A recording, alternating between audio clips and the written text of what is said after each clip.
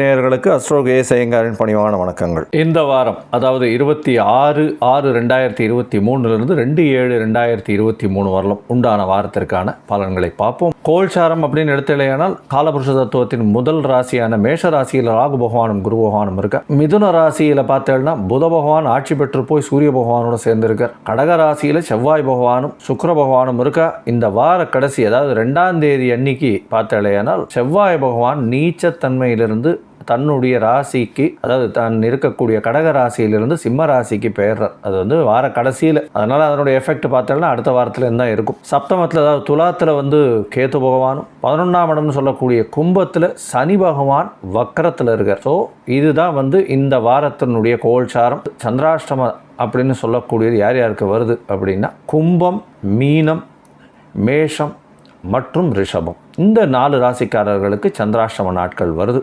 இந்த வாரத்தில் பார்த்தலையானால் இந்த சந்திராஷ்டம் வரக்கூடிய ராசிக்காரர்கள் எளிய பரிகாரம் அப்படின்னு சொல்லக்கூடிய சந்திரனுக்கு உண்டான நெல்லோ பச்சரிசியோ அது அருகில் இருக்கக்கூடிய விநாயகர் கோவிலையோ பக்கத்தில் இருக்கிற கோவிலில் தானம் கொடுத்துட்டு போகிறதன் மூலியமாக சந்திராஷ்டமத்தின் தாக்கம் குறையும். உங்களுடைய ராசிக்கு 8ஆம் இடத்துல சந்திர பகவான் மறையும் பொழுது இன்றைய கோச்சார பிரகாரம் சந்திராஷ்டமம்னு சொல்கிறோம். இதனால் புதிய முயற்சிகள் தவிர்ப்பது நல்லது. உங்களுடைய மனசு கிளேசப்படும்.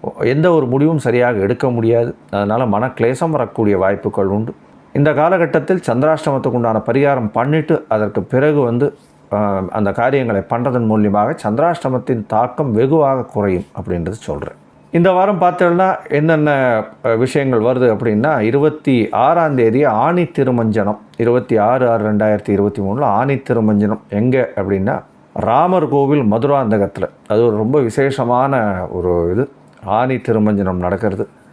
இந்த வாரம் பார்த்தாலேயானால் ஏகாதசி 29ஆம் தேதி, 1ஆம் தேதி அன்னைக்கு சனி பிரதோஷம், 30ஆம் தேதி அன்னைக்கு துவாதசி வருது. அதுவும் சர்வ ஏகாதசி சர்வ துவாதசி எல்லாம் ஃபுல் டேவாகவே வருது கிட்டத்தட்ட பார்த்தாலேயானால். அதனால் இந்த ஏகாதசிக்கு வைணவர்கள் விரதம் இருக்கிறது ரொம்ப விசேஷம். திரையோதசி சனிக்கிழமை வருது. அதனால் சனி பிரதோஷம் ரொம்ப விசேஷம்.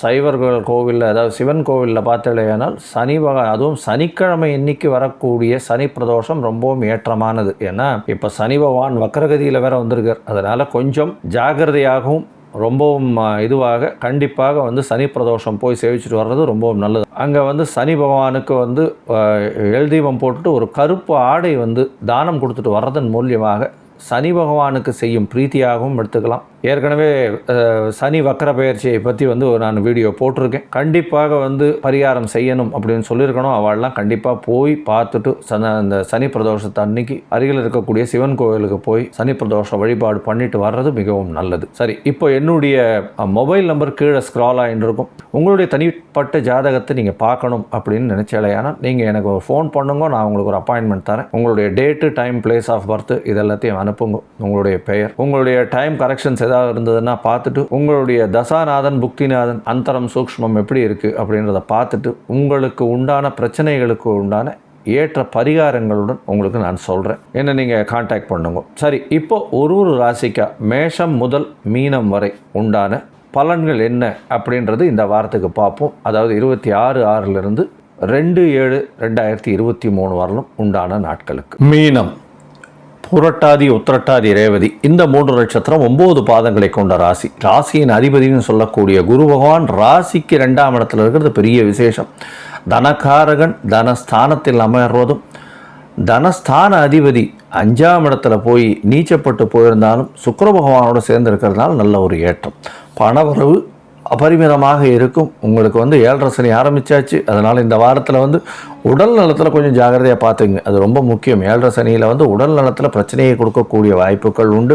தேவையில்லாமல் பண செலவுகள் அதிகமாக இருக்கக்கூடிய காலகட்டமாக இருக்கும். உங்களுடைய ராசிக்கு பார்த்தோன்னா 3ஆம் அதிபதி 5ஆம் இடத்துல இருக்கிறது நல்ல விசேஷம். முயற்சிகள் அனைத்தும் வெற்றியாகும். புதிய பதவி, அந்தஸ்து, கௌரவம் எல்லாமே வரக்கூடிய வாய்ப்புகள் நிச்சயமாக உண்டு. உங்களுடைய ராசிக்கு 4ஆம் இடத்தில் புத பகவான் ஆட்சி பெற்று போகிறதுனால தாயின் உடல்நிலையில் நல்ல ஒரு ஏற்றம் இருக்கும். அதனால் அதை தவிர வேலையில் பார்த்தீங்கன்னா நல்ல ஒரு ஏற்றம் இருக்கும். வேலையில் எங்கே அரசாங்கம் அரசு சம்பந்தப்பட்ட உத்தியோகத்தில் இருக்கிறவங்களுக்கெல்லாம் பெரிய ஏற்றம் இருக்கும்.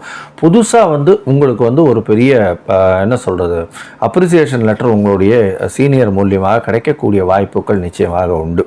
இந்த வாரம் அதிவேகமாக செல்லக்கூடிய கிரகம்னு சொல்கிறேன். சந்திர பகவான் உங்களுக்கு 5ஆம் அதிபதி 7ஆம் இடத்துல இருக்கார். 7ஆம் இடத்துல இருக்கக்கூடிய காலகட்டம் அப்படின்னு பார்த்தடையினால் 26ஆம் தேதியும் 27ஆம் தேதி ராத்திரி வரலும் இருக்கார். 7ஆம் தேதி வரலும் இருக்கார். இந்த காலகட்டத்தில் பார்த்தடையினால் உங்களுக்கு சப்தமத்தில் சந்திர பகவான் இருக்கிறது பெரிய ஏற்றம். உங்களுடைய பதவி புகழ் அந்தஸ்து கௌரவம் இதெல்லாம் வெற்றிகரை கொண்டு குவிக்கும். அதை தவிர கூட்டு தொழிலில் மிகப்பெரிய ஏற்றம் கிடைக்கும். நண்பர்கள் மூலியமாக ஆதாயம் கிடைக்கக்கூடிய காலகட்டமாக இருக்கும். நண்பர்கள் மூலியமாக புதிய பதவி கிடைக்கக்கூடிய காலகட்டமாக இருக்கும். தொழிலில் மிகப்பெரிய ஏற்றம் இருக்கும். அதை தவிர வேலையில் நல்ல ஒரு மாற்றம் இருக்கக்கூடிய வாரமாக இந்த வாரம் இருக்குது. 28ஆம் தேதியிலிருந்து 30ஆம் தேதி கார்த்தால வரலும் உங்களுக்கு சந்திராஷ்டம காலமாக இருக்குது. இந்த காலகட்டத்தில் புதிய முயற்சிகள் வேண்டாம். வெளியூர் வெளி மாநிலம் பிரயாணங்கள் தவிர்ப்பது நல்லது அப்படின்றத சொல்கிறோம். ஒருவேளை நீங்கள் கண்டிப்பாக பண்ணியே ஆகணும்னா சந்திர பகவானுக்கு உண்டான எளிய பரிகாரமான பசும்பால் அரை டம்ளர் சாப்பிட்டுட்டு போகிறது நல்ல ஒரு ஏற்றத்தை கொடுக்கும். அதாவது சந்திராஷ்டமத்தின் தாக்கத்திலிருந்து கம்மியாகக்கூடிய வாய்ப்புகள் உண்டு. உங்களுக்கு பார்த்தீங்களேனால் உங்களுடைய ராசிக்கு 30ஆம் தேதி கார்த்தால் ஒரு 7:30லேருந்து 2ஆம் தேதி வரலும் பார்த்தீங்கன்னா உங்களுடைய ராசிக்கு 9ஆம் இடத்துல இருக்கக்கூடிய காலகட்டம். சந்திர பகவான் இந்த இடத்துல 9ஆம் இடத்துல பரிவர்த்தனை யோகம் பெற்று ஆட்சி பெற்ற செவ்வாயும் சந்திரனும் ஆட்சி பெற்று போகிறதுக்கு சமமாகுது. இதனால் பார்த்தீங்கன்னா திடீர் பண யோகம் வரும். வெளியூர் வெளி மாநிலம் சம்பந்தம் வெளிநாடு சம்பந்தம் உங்களுக்கு நிச்சயமாக வரும்.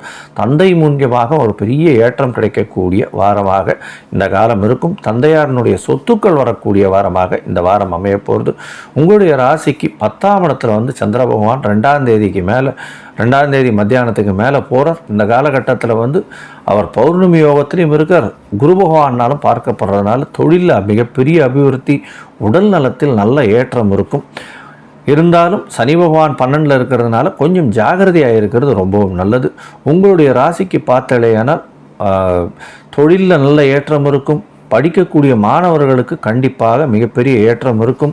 உங்களுடைய நாவில் நிச்சயமாக ஒரு என்ன சொல்கிறது நீங்கள் பேச்சில் ஒரு நல்ல ஒரு ஏற்றம் இருக்கும். பணவரவு அபரிமிதமாக இருக்கும். குடும்பத்தில் நல்ல ஒரு முன்னேற்றம் ஏற்றம் இருக்கும். தேவையில்லாத செலவுகள் கொஞ்சம் அதிகமாக இருக்கும். இந்த வாரம் பார்த்தீங்கன்னா அருகில் இருக்கக்கூடிய சிவா விஷ்ணு கோவிலுக்கு போயிட்டு வாங்க. நல்ல ஒரு ஏற்றமும் மாற்றமும் வரும். சனி பிரதோஷம் போய் பார்த்துட்டு வாங்க சிவா விஷ்ணு கோவிலில். நிச்சயமாக உங்களுக்கு இந்த வாரம் மிகப்பெரிய ஏற்றமான வாரமாக இந்த மீனராசிக்காரர்களுக்கு இருக்கும். ஸ்ரீ குபேரன் டிவியை பார்த்தமைக்கு நன்றிகள். மேலும் இது போன்ற தகவல்களை தெரிந்து கொள்ள ஸ்ரீ குபேரன் டிவியை சப்ஸ்கிரைப் செய்யுங்கள். மறக்காமல் பெல் ஐக்கானை கிளிக் செய்யுங்கள்.